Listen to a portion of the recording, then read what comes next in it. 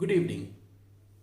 आज से करीब 2 साल पहले एक यात्रा के दौरान अपने को पैसेंजर से एक मैगजीन मैंने ली और उसमें जैसे पन्ने पलट रहा था तो उसमें मैंने एक टाइटल देखा, the theory of smart spending. ये स्मार्ट स्पेंडिंग एक ऐसा शब्द है जो मेरे दिमाग में रह गया और उस थ्योरी को मैंने ऊपर से पढ़ा भी। वो किसी सोशल साइकोलॉजिस्ट, किसी विदेशी सोशल साइकोलॉजिस्ट वो थे किसी विदेश के, और मेरे को नाम उनका याद नहीं है और मैं कैजुअली पढ़ रहा था। लेकिन आज के रेफरेंस में अब जब मैं उस थ्योरी को सोचता हूँ तो मुझे उस थ्योरी में बहुत बड़ी बात नजर आती है और ख़ास करके इस कोरोना काल के बाद वो मुझे काफ़ी रिलेवेंट लगने लगी। इसीलिए मैं आज आपसे वो शेयर करता हूँ। उसमें कुल मिलाकर उन्होंने एक बड़ी अजीब सी बात बताई। उन्होंने कहा कि जब भी हम कोई प्रोडक्ट खरीदते हैं, जब भी हम कोई सामान खरीदने जाते हैं तो हमको एक प्राइस कोट की जाती है या उसके ऊपर एक दाम लिखा हुआ रहता है, भाई इतना रुपया, मान लीजिए 1000 रुपया। तो उन्होंने कहा कि ये 1000 रुपया आप देंगे या आप नहीं देंगे। अगर आप देंगे तो आप किस बेसिस पे निर्णय करेंगे कि 1000 रुपया मुझे देने चाहिए। उन्होंने कहा कि ये हो सकता है कि आपको लगता है कि ये मेरे काम की चीज़ है, ये अच्छी है और ये मैं 1000 रुपये में ले लूँगा। उन्होंने कहा कि लेकिन इसके साथ एक फैक्टर और काम करता है जिसको हम कंसीडर नहीं करते, लेकिन वो हमारे अंदर काम करता रहता है। उन्होंने कहा कि 2 फैक्टर काम करते हैं जब हम किसी चीज़ की प्राइस को फिक्स करते हैं कि कितना पैसा हमको देना है। उन्होंने बताया कि एक मान लीजिए आप कोई भी एक प्रोडक्ट लेने जा रहे हैं। अब मान लीजिए ये चश्मा मैं लेने गया, इसकी कीमत मुझे 1000 रुपया बताई गई, तो मेरा दिमाग इसको जज करेगा कि 1000 रुपया लायक है कि नहीं। लेकिन उसमें उन्होंने बताया कि इसका 2 पार्ट है। एक है फिजिकल पार्ट। फिजिकल पार्ट में मैं ये देखूंगा कि ये मेरे ज़रूरत को कितना पूरा करती है, मेरी जो मूल ज़रूरत है उसको ये कितना पूरा करती है, और दूसरे में इसमें स्प्रिंग लगा हुआ है, ये मेरे को आराम भी देगी। एक पार्ट ये हो गया, इसको उन्होंने कहा था फिजिकल पार्ट। एक उन्होंने कहा कि लेकिन उसमें ज़्यादा predominantly there is a element जो कि मनोवैज्ञानिक है, जो साइकोलॉजिकल है। उसके लिए कई बार हम ज़रूरत के लिए जितने पैसे देते हैं उस मनोवैज्ञानिक कारण से हम उसमें और भी ज़्यादा पैसे दे देते हैं। मतलब अगर कंपेयर कीजिए, 1000 में अगर 400 इसके दिए तो 600 का पार्ट उसका घुसा हुआ रहता है जो हम डिस्टिंक्टली देख नहीं पाते। वो पार्ट है जिसके कारण हम किसी सामान को बोलते हैं ये लग्जरियस गुड्स है, ये लग्जरी है। होता क्या है कि कुछ सामान, बहुत सारा सामान, कुछ सामान क्या, हर सामान में आप देखिए एक मनोवैज्ञानिक तत्व छिपा रहता है कि ये सामान ये ब्रांडेड है, ये फलाने सेलिब्रिटी ने पहना था, इसको फलाने कैटेगरी के लोग यूज़ करते हैं, तो मैं भी इसको यूज़ करूँगा तो मैं भी सेलिब्रिटी बन जाऊँगा, मैं भी इम्पॉर्टेंट बन जाऊँगा, मैं भी वर्थवाइल बन जाऊँगा, मैं भी विशिष्ट व्यक्ति बन जाऊँगा। और ये जो मनोवैज्ञानिक कारण है जिसके कारण बहुत सारी टाइम एक्चुअल दाम के बनस्पत कंपेयर टू ओरिजिनल प्राइस हम उसमें उस मनोवैज्ञानिक कारण के कारण बहुत सारा पैसा एक्स्ट्रा दे देते हैं। तो उन्होंने कहा कि 2 एलिमेंट काम करते हैं जब हम किसी भी चीज़ की कीमत को अदा करते हैं।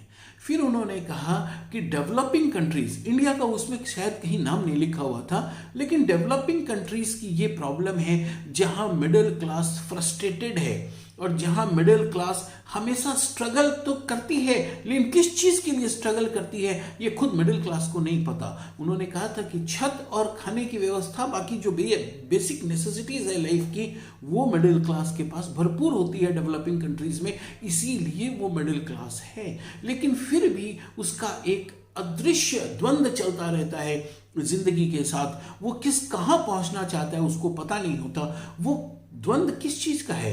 वो अपर क्लास के द्वारा सेट किया गया एक ट्रेंड है। 1000 रुपए का चश्मा अपर क्लास ने सेट कर दिया, ये चश्मा लगाना अच्छा लगता है, ऐसे कपड़े पहनने अच्छे लगते हैं, ऐसे जूते, ऐसे घड़ी, व्हाटएवर, अच्छा, that will add to your feeling of pride. वो हमारे प्राइड में ऐड करता है, हम ज्यादा अपने आप को विशेष, महत्वपूर्ण, इंपॉर्टेंट समझने लगते हैं। उन्होंने कहा कि ट्रेंड अपर क्लास सेट करता है लेकिन उसका फॉलोअर पूरा मिडिल क्लास होता है। अपर क्लास इतना बड़ा है, मिडिल क्लास इतना बड़ा है, लेकिन मिडिल क्लास उसका फॉलोअर होता है, अंधा भक्त होता है। और मिडिल क्लास वहां पहुंचने के लिए वो हमेशा कोशिश करता है, पहुंच नहीं पाता, और यही उसकी रेस है, यही उसकी दौड़ है, यही उसका द्वंद्व और झगड़ा है अपने आप से। वहां उन्होंने फिर इन्वेस्टमेंट के बारे में कुछ बात बताई कि जिस दिन मिडिल क्लास, डेवलपिंग कंट्री का मिडिल क्लास, जिस दिन वो लग्जरियस प्रोडक्ट्स को खरीदना छोड़ के इन्वेस्टमेंट प्रोडक्ट्स को खरीदने लगेगा, ये बड़ी मजे की चीज थी। उसमें उन्होंने ऐसा सा शायद लिखा था कि अभी हम LIC में जाते हैं, उनके बहुत सारे प्रोडक्ट्स होते हैं, आप बैंक में जाइए, उनके बहुत सारे प्रोडक्ट्स होते हैं, म्यूचुअल फंड के बहुत सारे प्रोडक्ट्स होते हैं, वो इन्वेस्टमेंट के प्रोडक्ट्स हैं, हम उनको खरीद सकते हैं। उन्होंने कहा कि इन सब लग्जरियस चीजों को खरीदने से अच्छा मिडिल क्लास के लिए है कि वो इन प्रोडक्ट्स को खरीदे, अपने पोर्टफोलियो को हेल्दी बनाए। वो भी आपको डिस्टिंग्विश्ड आदमी बनाएगा, वो भी आपको एक विशेष आदमी का दर्जा दिलवाएगा, उसमें भी आप सेलिब्रिटी की तरह बनेंगे। लेकिन फर्क है, ये लग्जरियस सामान लेके आपको लगता है कि एक 25 लाख की 30 लाख की गाड़ी लेके आपने एक एसेट ली, एक्चुअली में वो एसेट नहीं है, उनके हिसाब से वो लायबिलिटी है, क्योंकि उसके ऊपर आपको खर्च करना है। लेकिन आप इन्वेस्टमेंट प्रोडक्ट्स को अगर खरीदते हैं तो वो आपके लिए पैसा जनरेट करके देते हैं, वो आपके लिए पैसिव इनकम जनरेट करके देते हैं, जो कि डेवलपिंग कंट्रीज में बहुत ज़्यादा जरूरी है।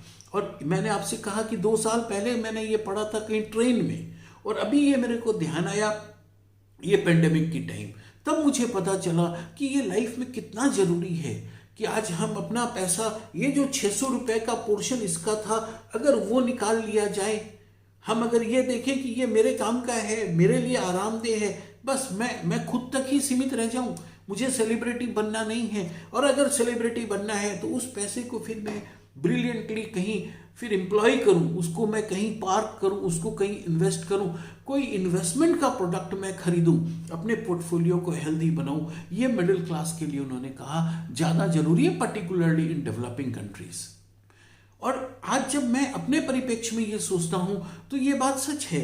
ये अगर 10,000 के मोबाइल में काम हो जाता है तो मैं नहीं लूंगा, काम उतना ही होता है। इसमें फीचर्स, हम मोबाइल के फीचर्स की बात करते हैं, इसमें जितने फीचर्स है वही मेरे को नहीं पता है, उसके 10% फीचर्स पे मैं चल रहा हूं अभी। लेकिन हमको बढ़िया वाला अभी 1 लाख का मोबाइल चाहिए, क्यों? क्योंकि वो मोबाइल मेरे अंदर कीमत भरेगा, क्योंकि मेरे अंदर तो कीमत है ही नहीं, अब ये मोबाइल से ही कीमत भरवानी है, तो मोबाइल मेरे अंदर कीमत भरेगा।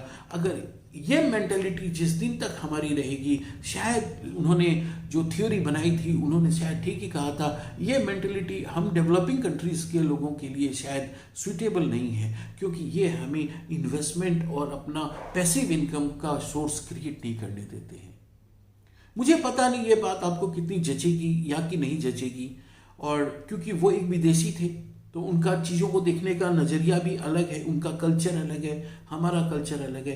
लेकिन बात मुझे कहीं हद तक कड़वी लगी, लेकिन यथार्थ पे खड़ी लगी, जो हमारे लिए अच्छी है पर्टिकुलरली, वो अमेरिका वालों के लिए क्या है मुझे नहीं पता।